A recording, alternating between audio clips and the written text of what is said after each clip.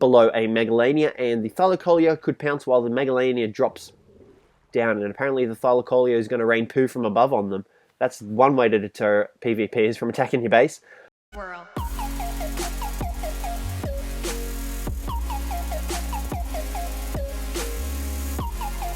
What is up, ladies and gentlemen? It is Cjthecheesedj here, and we are back with a brand new Ark Insight video. And today we are facing off the Thylacoleo versus the Megalania. Now, like the Uterantis, the Megalania came in the same update as the Uterantis, so we haven't had a chance to get a proper look at him. But in terms of stats, he isn't all that amazing, and I can tell you now, the Thylacoleo will win in a battle to the death if you haven't already seen the previous Ark battle that I uploaded. Alrighty, so without further ado, we're going to take a look at their stats and see which one is better, although I have a pretty good feeling at which one is already better. Alrighty, so next up we took a look at their movement speed, and from flag to flag it took the Thylacoleo just under 6 seconds at 5.8 seconds to complete the course, which is incredibly fast. Now, as well as this, the Thylacoleo has the ability to jump, which you just saw there. So the Thylacoleo can jump, and it is a pretty good jumper. You can see the distance that he manages to cover. We did do a previous video showing how far he can actually jump against the other mounts of Ark, so check that out if you haven't. But yeah, the Megalania is at a slight disadvantage because it does not have the ability to jump. However, the Megalania from flag to flag took a whopping 13 seconds to get there. That's over double the amount of the Thylacoleo. So this guy is pretty slow. Like, he's not the greatest sprinter. You can see that he's kind of wobbling his legs around a little bit, trying to get there as fast as the Thylacoleo can, but he just can't do it. He's just not capable of doing it. And like I said, this guy cannot jump. However, he does have another unique ability, which we will discuss later in the video.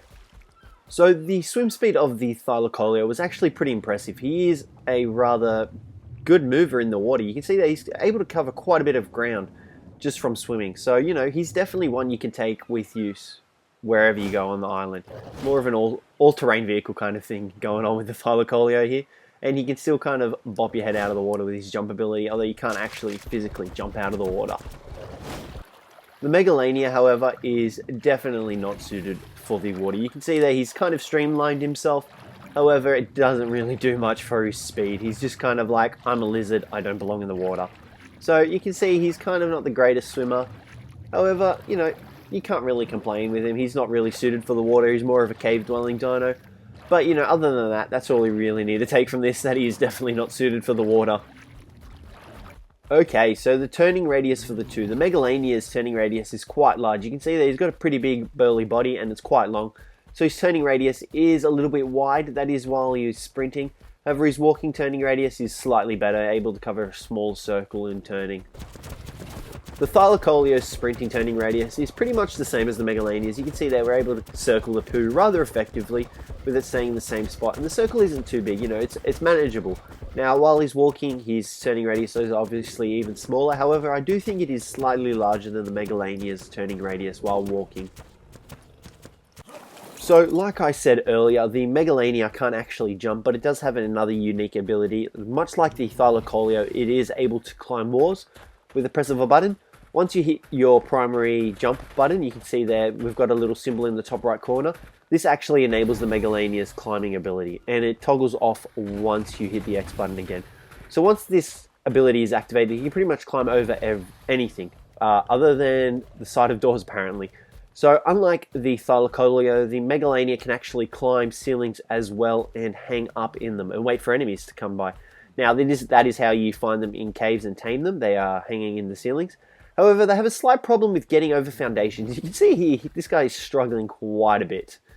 So we're just going to get this fixed up and hopefully we can get onto the ceiling. So like I said, you can see here he is just dangling on the ceiling, and you can actually leave him here and set him to aggressive, for example, and he will just dangle there happily all day long. Now, as well as this, the Megalania actually inflicts a disease on enemies that it attacks. Now, that is called the Rabies Disease, and what that does is it's pretty much a damage over time and stamina over time debuff to the player or dino that gets infected by it. And as well as this, it is also infectious, so it can spread to the rest of your tribe and your dinos in the tribe, which makes this guy a useful base defense dino. If you've got him set up like in your inner skirts of your base, and you know you've got enemies trying to raid you and all that, they eventually get in, for example, and a Megalania drops on them, well, hopefully they'll get rabies and suffer for raiding your base, which is kind of what you want. If you can't really defend it as well, you want to make sure they remember you and get carried and take something to remember you by, in this case being rabies from a Megalania. Now, like the Thylacoleo, he can actually climb up walls like the Megalania, and he's much faster, as you can see there.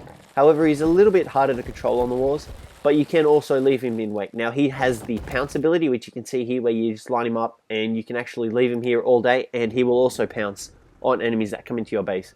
Now, he will pounce on them and immobilize them for, I think it's 3 seconds, and obviously attack them during that time. Now, like I said, you can also leave him in this position. You just flip him around here, and you can jump off, and they'll be happy to sit there all day. So these two together are a pretty good pair. You could easily set up a Thylacoleo right below a Megalania, and the Thylacoleo could pounce while the Megalania drops down, and apparently the Thylacoleo is going to rain poo from above on them. That's one way to deter PvPers from attacking your base. But yeah, like I said, the Thylacoleo can pin down the enemy, and the Megalania can easily attack it and inflict the Rabies Disease on them. So there are two major stat differences between these two guys. Now you can see here the Thylacoleo has 700 health, 400 stamina, and 400 weight, while the Megalania only has 480 health, but the same stamina and weight as the Thylacoleo.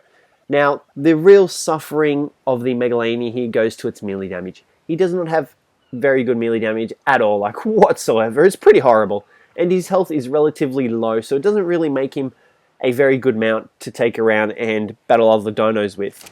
Now, you can see here the Megalania, he has 2 attacks. He has this little pouncing attack and a bite attack, which you just saw, and both of those do different damage. Now, his claw attack obviously does not inflict the rabies, but his bite attack does. So you've got to take that in consideration as well. Actually, no, sorry, forget that. They both do rabies damage, and they only do 19 and 12 damage respectively. So this guy suffers quite a bit in terms of melee damage, which I think is kind of unfair on him. I think he deserves to have a little bit higher melee damage. You can see here, the Thylacoleo has 48 melee damage, 48 DPS, which is much higher than the Megalania's. So I definitely think the Megalania needs a buff in that term, because he's just lacking significant damage, and I think it's unfair because he's a really good dino and he deserves a bit more melee damage. Now, the Megalania does not have much torpor. You can see that he's only got 700 at a base level 1. At a level 50 to knock it out, you need 18 crossbow bolts, 13 long neck trank darts, and 7 shocking trank darts. So, you know, he's an easy tame. I wouldn't say an easy tame. He's easy to knock out more likely. Now, his torpor rate doesn't drop too bad. I mean, it's not too bad. It's 37. Actually, wow, that's really terrible. I mistaken that for 3.7. His torpor rate drops at 37. So you're going to need to bring a lot of narcotics with you to tame this guy up. So make sure you don't forget the narcotics when taming this guy up. So for a Thylacoleo, it took 18 crossbow bolts, 13 trank darts, and 7 shocking trank darts. And his torpor dropped at a rate of 3.7 per second, which is incredible in comparison to the Megalania, whose drops at 37 per second. So, you know, this guy's definitely easier to tame than the Megalania, and it requires the same amount of tranquilizing equipment to knock out.